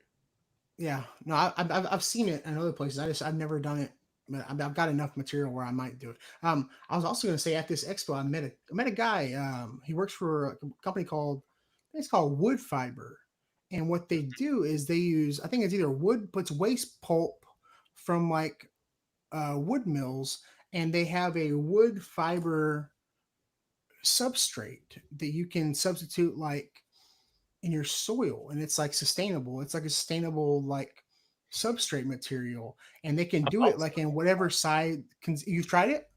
Well, it was I went to a nursery last year, and they had the big blocks. I'm talking about the compressed, because it's so much Yeah, cheaper buying it that way. And I was wanting some seed starting mix and some potting mixed, and he said, "This is all I use. It's wood fiber. That's all I use." And he said, "I plant everything in it." He said, "Just be careful with watering." He said, "Because this stuff does not dry out like your normal potting soil does." And so I used it. Oh, There's a learning curve with the watering, big learning curve with the watering, because I drowned a lot of plants with it. I really okay, did. You gotta be careful with it, but because it soaks up, it's like a sponge because it's wood yeah. fiber. It's not like peat or core that to me kind of repels water almost. But yeah, it was. I guess if he used it all the time like he did, he really got he loved it because he was cutting down on his water bill.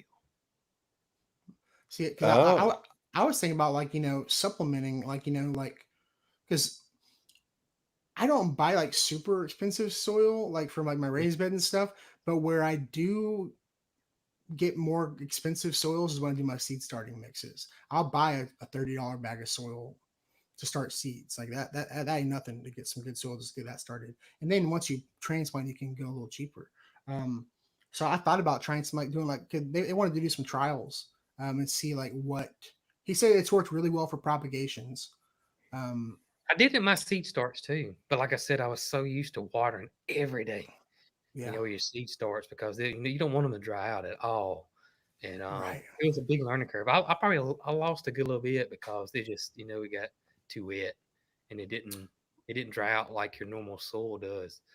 But it sounds like a great product because it's definitely way more sustainable than what else is out there, Peat in my and all opinion. this. Yeah, I'm. If Definitely, I could, yeah. I mean, think about the fact that like how often you're paying attention to your seeds when you're starting them, and the Mhm. fact and like watering, right? And they're in my greenhouse where I'm trying to balance that climate, and if I can get that time back of paying attention to those plants because I water them once a week versus like how often do you have to water it then? I don't. That was the only time I really used it was that 1 year, and I Yeah. didn't use it again for seed starts for sure. yeah, And he's gonna send me some, and I'm gonna try like a 50-50 blend. I'm gonna try some like one. I'm gonna do like the same seed. I'm gonna do like I have like a bottom watering trays, you know, so yeah, I'll avoid the bottom watering because it'll just hold too much water. I'll probably just mist them once or twice a week and check the and moisture. But I'll do mixing it would probably be a great idea too. yeah, that's what I was thinking. Like just Hmm. having it to like a 50-50 ratio with some good like mix and do like a 50-50 ratio, like a 75-25 ratio, and then trying it actually just by itself. It's probably like I haven't had great success seed starting in straight cocoa core either though. And I don't know if I've ever done cocoa core either. I guess most all seed start mix is peat for the most part. Halsa's got a seed start mix. Oh my gosh. Really? Oh my gosh. It's been, it's super fine. There's nothing in it. It's been filtered and it's got green sand and worm castings and it's got a list. It is crazy. It's nice, but I get it sometimes. Sometimes I don't. This year, I got pro choice organic mix Yeah. and it's all around mix. So, yep. As long as it don't Yeah. have fertilizer in it, it's good. You can seed start in it. Yeah. I'd like to. I'm excited to meet him too at the meetup. I'm 'cause And I was going to suggest to you to get him on here. He'd probably do this. yeah, no, I'm he does a lot of like Mhm. podcasting and stuff like that. So I definitely I would feel bad inviting him on if I've never tried his seeds. You know what I mean? Like Right. you know what I mean? So I want to try some of the seeds and then maybe High let quality seeds, man. They get his seeds that are very, very high quality. oh yeah, I've heard nothing but good stuff. So Tested, their seeds are tested so many times throughout the year. If they got a something comes up, they'll reach out to the customer and buy back their seeds if the germ rate was off. And I mean, this is top notch, man. wow, yeah, because Yeah, I don't buy from the Baker Creek Hobo hardly ever anymore. yeah. I don't buy from Baker Creek either. the, he's been popping up in my feed lately. The Baker Creek Hobo. I've seen him every once in a while. He w- he had a very out there advertisement video with something he was eating. I Yes, forget. he Was it did. pineapple? He was with Charles Dowding. I saw he was in England with Charles Dowding, which was pretty crazy. That was That pretty is crazy. nuts. Yeah. Well, One guys, thing I've about had. the one Oh, thing go ahead. about Go the ahead. wood fiber, one thing about the wood fiber, the Yeah. texture is totally different. It's totally just to let you know, Is it it's like totally sawdust or what is it like? oh, Yeah, it's is it it's like strands. It's like strands of wood fiber. Okay. Because he like was So it's telling mulchy? me. not like this real mulchy. It's not like dirt, you Okay. know, but it's real spongy. Once you put it in that cell of that tray, it's real spongy. So Because he was telling me they had different grinds. and they Like may have what I had though yeah, was real I got was you. yeah. Because that's what I was wondering. Is it like sawdust or is it like cocoa core consistency or what? But Yeah, that makes sense. it's totally different. No, for sure. Well, guys, I've had y'all on for over an hour and a half. I know y'all got kids to put to bed. I know you got videos to edit. Um, real quick, Jason, let everybody know where they can find. I'm sure everybody in the chat is already following you, but let everybody know where they can find you and what you got coming up. That is Cog Heel Farm, and just you'll find us. We're everywhere, and I mean everywhere. So if you don't like YouTube, we're on all the other sites as well. And new video coming out. Well, no, I have a video come out Friday. Brooks' video come out tomorrow. There you go. Make sure to follow him on TikTok and Instagram too, because you've been posting more reels and TikToks Yep, lately. yep. I'm trying to do a lot more of the short form stuff. Yeah. Yep. The short form stuff is harder than the long form stuff to edit. It's such a pain. I always tell people it's way more time consuming to clip a whole segment into 60 seconds than it is to just make it like a 20-minute video. Have you tried Opus Pro yet? Have you tried Opus Pro? I have not. No. Opus Pro. Now, I think you get some free samples. Okay. It's very inexpensive too, and you copy your link of your YouTube video and post it in there, and in about 20 minutes, it'll give you about 10 to 15 shorts or reels or however you want to do it. Opus Pro. I'm gonna take this out. I don't want anybody to hear about this. This is like the perlite thing all over again.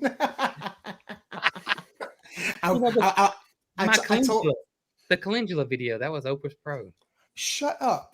Yeah. Did it do the captions and everything? And you can change the captions up however you want it to look, different styles. You can change the length of it however you want it, lengthwise. This is gonna change my life, Jason. Mm-hmm. Yeah, Jason, that's awesome. Because that's usually the biggest pain. Is I would love to do more long form videos if I didn't have to focus so much time on converting them into 9:16 vertical. it converts it for you and everything. Really? How much is the subscription? Wasn't that much? I want to say you get hours. So I think you get like 50 to 55 hours for $100 or $200 or something like that. Yeah. Okay. I will And check that out. you think about a reel or what is only like a minute long. So you think Yeah. of that many hours, that's a lot. Don't quote me on that, but I thought it was very inexpensive. Oh, I'm going to look at it immediately after this live. And not all of them that give you are great. Yeah. You know, and sometimes I'll download 2 or 3 and then make one out of it. Is it an app? Mm-mm. Is it? It may be an app. This was on desktop though. Oh, okay. Yeah, because this Riverside I use, it does like magic shorts, and it'll clip a bunch of stuff up, but they're trash. Like it's trash. It doesn't work for me. And we are going to go to StreamYards here very soon this fall. I'm ready to do stream. Hopefully, we can be live on YouTube and Facebook at the same time. That's what I would like, because that's way more fun if my internet was better. So, well, thank you very much, Jason. We always enjoy having you. Thanks, Jason. And Tracy on as well. And Tracy. And y'all are coming back on the 11th of September. That's the week of the meetup at Pedals in the Pass. I got you on the schedule for that. So they will be back, and Miss Tracy will be back as well. Mr. Phil, let me know where you're going to be and where everybody can find you. All right, guys. You can find me on the internet. All things Phil's Figs. I also have I thought you were just going to say you can find me on the internet. Well, kind of. philsfigs.com. It's about figs. Destin. No, and then I will be at Figapalooza in September, and I will be talking about figs and things that are frustrating with figs and things that are amazing with figs, which far outweighs the frustrating talk. And that will be up in Grimesland, North Carolina, which is near ECU, I think. And then I will be the Hobby Greenhouse Club of Wilmington is doing their annual plant sale, and that's where you're gonna find all the gems of plants here in Wilmington, North Carolina. And that it's the first weekend of September, and then October 5th, I will be in Texas for Figtoberfest. Absolutely. I'm very excited. We got so much stuff planned. I'm thanks excited. so much, Phil, as always. Texas Garden Guy. You can find Texas Garden Guy everywhere. Texas Garden Guy hats. You see the one Jason's have? That's the original. That's the OG right there. I need to redo that one, but we got Texas Garden Guy hats now. So support the channel. Buy a hat. There's a limited supply of camo ones because everybody keeps buying them off the site. But as soon as we get more, we'll get more. I'm bringing. They're hard to find. Yeah, the camo ones are hard to find. They are. And I'll have hats with me at the meetup to sell too. So thank y'all so much for coming on, and we will see y'all next week. Let's see. We'll end the live. Hurry.